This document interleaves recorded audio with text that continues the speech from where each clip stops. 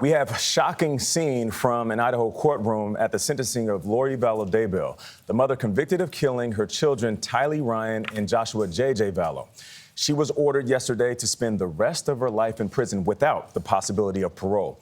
Before that, Vallow Daybell addressed the court with the disturbing claims, including that she was in communication with her victims in the afterlife. She was convicted in May of killing 16-year-old Tylee and 7-year-old JJ and conspiring to kill Tammy Daybell, her husband's first wife. Jonathan Vigliotti is at the Women's Detention Center in Rexburg, Idaho. Jonathan, good morning. And good morning to you, Nate. This is where Vallow Daybell is staying before she's transferred to a prison where she will spend the rest of her life. Yesterday was the first day in more than 3 years we heard from her, and it was disturbing and bizarre. A judge telling her that she was living a life, what he called, of a religious rabbit hole. Jesus Christ knows that no one was murdered in this case. In the final moments before her sentencing, Vallow Daybell denied responsibility for the murders of Tylee Ryan, J.J. Vallow, and Tammy Daybell. Accidental deaths happen. Suicides happen. Fatal side effects from medications happen. The 50-year-old claimed to have gained access to the spirit world after a near-death experience while giving birth. I know for a fact that my children are happy and busy in the spirit world because of my communications with my friend Tammy Daybell.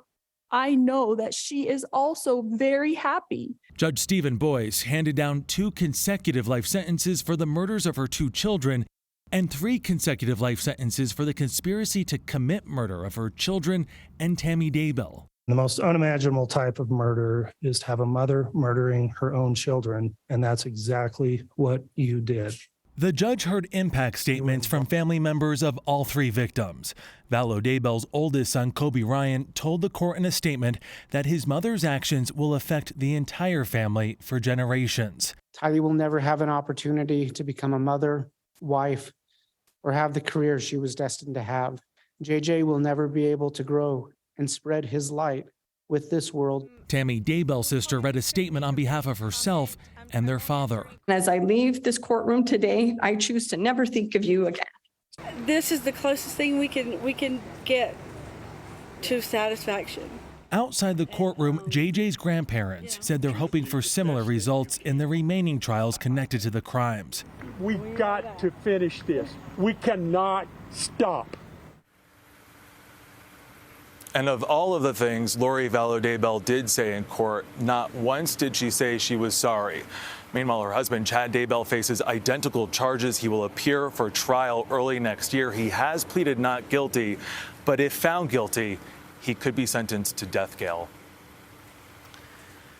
Jonathan, a heartbreaking story on so many levels. I think the judge got it right when he said one of the worst crimes is a mother murdering her own children. It's just very tough to process. Thank you very much.